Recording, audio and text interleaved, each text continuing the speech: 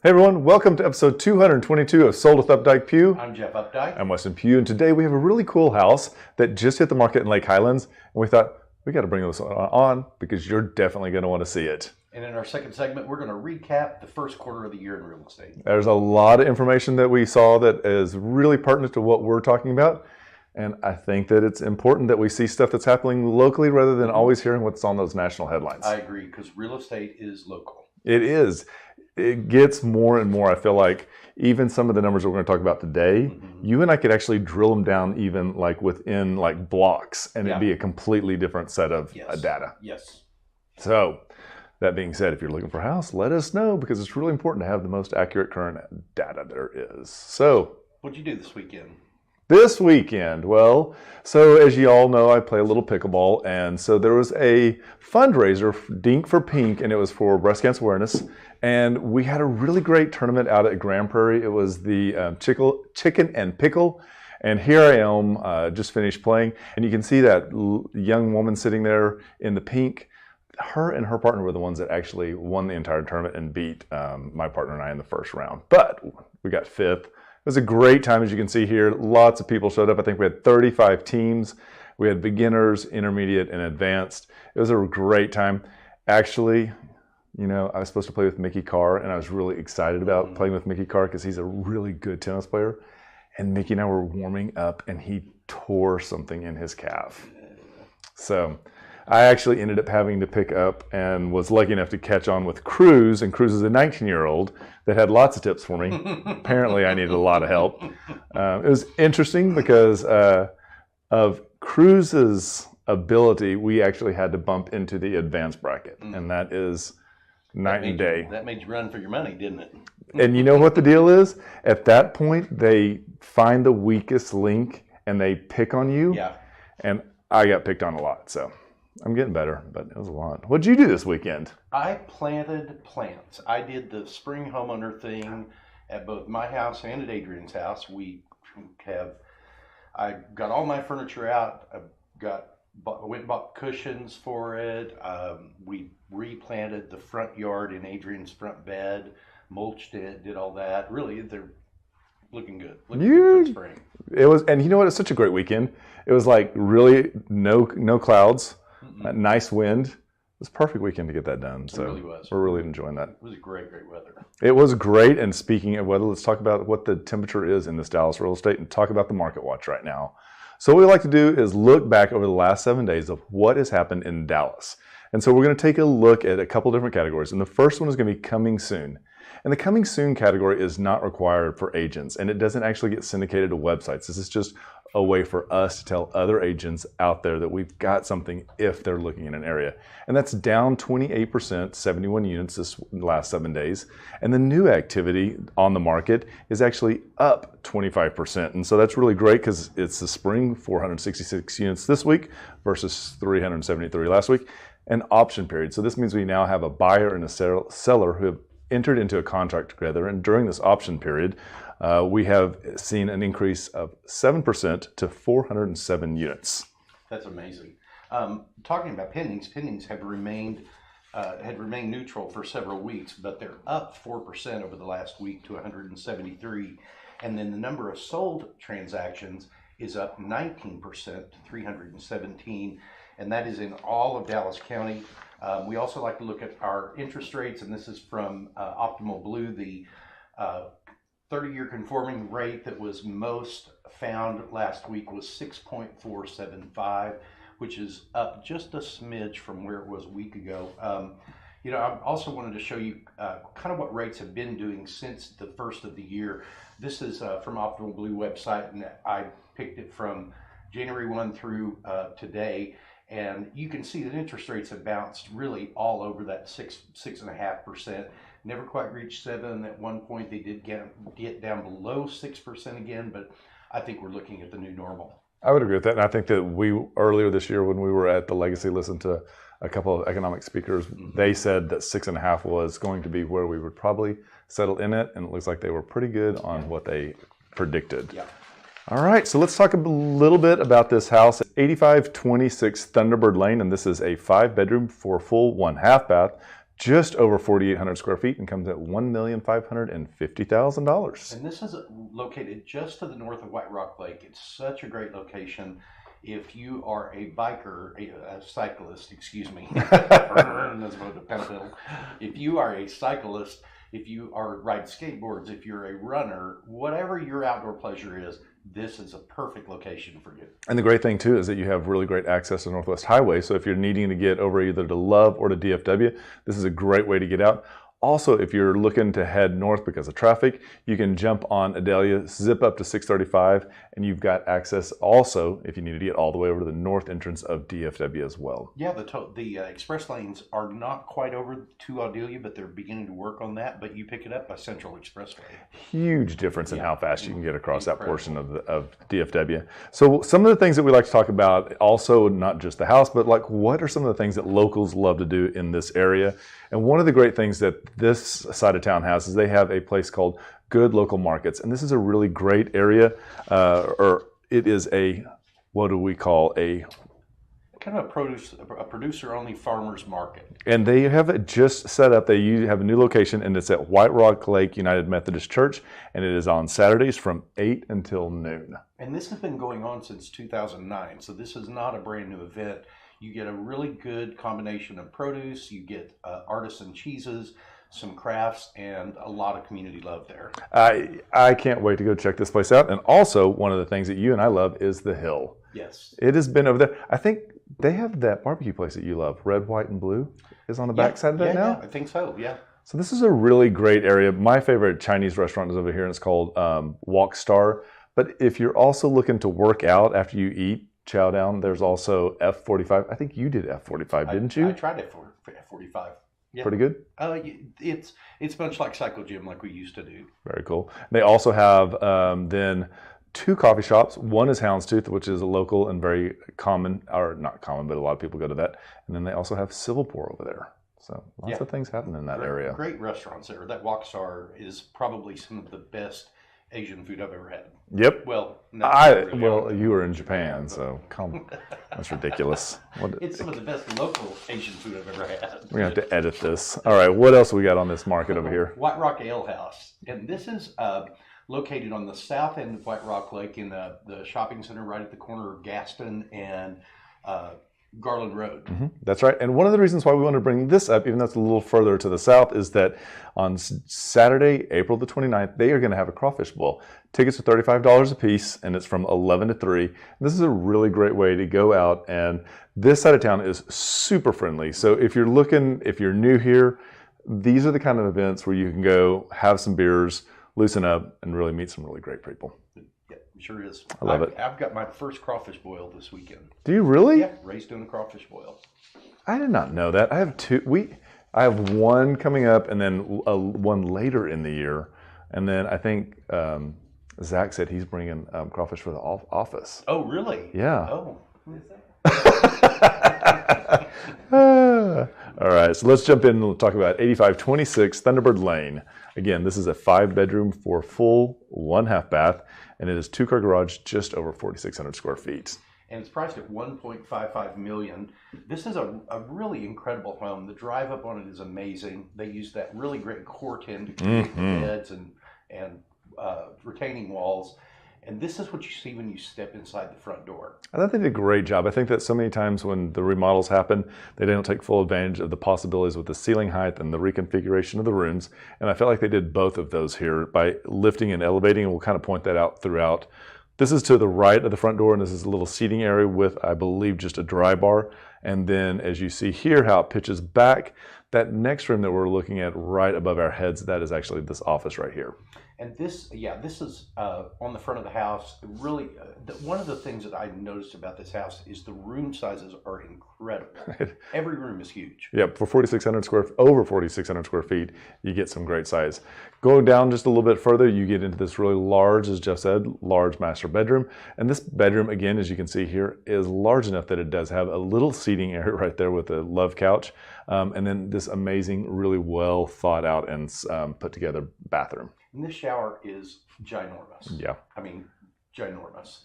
Has the wand, the rain head, lots of room for a bench in there, as you can see. It's also a complete wet room area, so you have your architectural tub in there as well. Which is really smart. And then this is probably one of the longest, largest closets we've seen in a very long time. It's so big that it has a chandelier and it has a mirror, probably a little bit larger than a door. Coming back out, you see that we have these stairs. I love the floating stairs and I like the width of this hallway right here. Lots of highlight, and you can see there's really great natural light on the windows as well from above. And this is the kitchen that is on the rear of the home, opens up to the dining room there. Really a huge island there. It's probably one of the largest islands that I've seen that is a solid piece. And they did a really good job of like mixing the materials. So we've got a white countertop on the island, and then you see that the marble is on that wall where the sink is, again with those really great windows, floating cabinets, a little pendant light that's just over the sink, not too much, not too little. The fridge was really great because it's a stand-up freezer and a stand-up fridge, which all kind of work together. This is a really great oven, as you can see here right behind me. This way, it's got 8 cooktops, a small oven, and a large oven, so really suited for any size entertaining you're going to do, whether it's 2 people or 20. And you have another living area that's right off of the back of that looks out over the backyard, and still a great sized room. Lots of flexibility. As I said before, these room sizes are ginormous in this home. So it doesn't matter what type of furniture you have. If you have no furniture, you would still be able to move into this and fill it the way you want. I think that's a really great point. I think that whether you're trying to be minimal or you've got real oversized furniture, this all kind of plays together. This is another bedroom, or the second bedroom that we have downstairs, which is really great. This is a really great combination. We're seeing more and more where it's master plus another bedroom and a study downstairs. So those are check, you get that. Upstairs, this is a really good oversized living room. Again, Jeff said when we started this show, the rooms are large, and he's not kidding. This is could be a great game room. Lots of natural light that comes in. Just off of that, you've got 3 bedrooms off of that. One that's the door we're looking at there that looks out over the backyard. And this is one of the 2 side bedrooms. Yep. And I can't remember if these are all en suite or if one of them was Jack and Jill, but that's a really great selling feature, is to have the bathrooms inside the bedrooms. And this is a covered back porch that's really deeper than I expected to be, really great for rainy nights, also a really great way to keep in the heat during the winter. And they've done a really good job of continuing this core tin that was in the front yard, as you remember, around this little crushed granite area as well. Fence was done. It is move-in ready on this house. And this is one of the neighborhoods in Dallas where you've got a little bit of topography. So your neighbor's house is a little bit higher up the hill than yours is, and the same with this one. There's one that's to the right of what we're looking at there that is down a bit, but really, really great privacy. So this is 8526 Thunderbird Lane. It is a 5-bedroom, 4 full, 1 half bath, 2-car garage. It is built in 65, and again, just over 4,600 square feet. Comes in at $1,550,000, which is $331 a square foot, and that's a great price per square foot number. And we want to say thank you so much to Beth Arnold for letting us feature your house. So if there's any of the other pictures you'd like to take a look at, the link is below. You can do that. If you'd like to see this house, just let us know. We would be happy to make that happen. And with that, we'll be right back.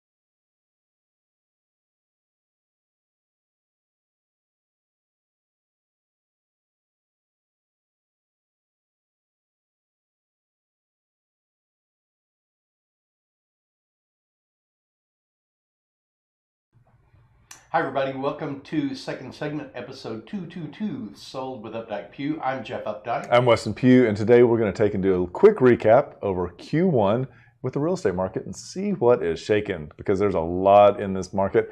I feel like it doesn't matter what I'm doing or where I am, but the minute someone finds out that I'm in real estate, they want to know how the market is going, because there is quite a lot of uncertainty. And that uncertainty is just because people are hearing a lot of different information right now. And national headlines are, of course, different than they are locally. And as we said at the top of the hour when we were talking about, we could even drill this down even further and look at what's happening within 3 blocks and get even a different picture usually. And what we're going to look at today, the first few slides are going to be comparing March and February of this year to one another. And then the last couple of slides, we're going to look back comparing March 2023 to March 2022. Kind of to see where we're really headed over a year. And so this is really great. So let's take a look at the first slide that we have. And what we're going to be looking here is we're looking at the closed sales units. And this is, again, as we're looking at March of 23 to February of 23. And in that slide, all slides will look the same pretty much as far as the color combination and what they represent. Far left-hand side is going to be all of MLS. And MLS is a really large scenario. The actual blue column there, that is actually Dallas. And that's pretty much Dallas County. That's pretty much one we're going to focus on. Yeah. Dallas County was up a little bit over up about 20% in number of closed sales March 23 compared to last month. The bright red one there between right next to the blue one is Collin County, which I thought was interesting that it's running about the same. Now, it's not, and it is funny because Dallas and Collin County are neighbors, but their data can be completely off depending on what's happening. And we're going to see that here. The 2 purple and the orange ones, those are a little more rural. And so sometimes we have really large transactions that happen in there, whether it's a ranch or some land that has been sold, and those can really skew numbers. And so if you wanted to know why those were like that, we'd be happy to pull that out and make that look into that for you. So our next slide is, again, comparing March 23 to February 23, and this is the closed sales average price. And you can see in Dallas County, it's up about it's down about 4.5%. And then Collin County is up about 2.5%. This is one of those areas that, we got a 6% swing. Yep, and you can see then again there in the Erath County, a large transaction has happened, and so that's what is throwing those numbers way off. And then in the third slide, when we take a look at, this is going to be average days on market. And so this is one of the things that everyone wants to talk about, and we talk about how in all of the MLS it's down versus last year, so fewer days are on the market. Is that correct? That is correct. That doesn't seem right. Average days on market? It's not fewer days on the market right now. So we're only comparing March to February. So February, it is. Okay, that's right. We're not doing the entire, because I got really confused. It's like I was doing March 22, 23. So let's just start this one over. So in this slide right here, what we're going to look at is days on market, but we're only comparing March to February. And so as you can see here, there's fewer days on the market so far in March than there were in February.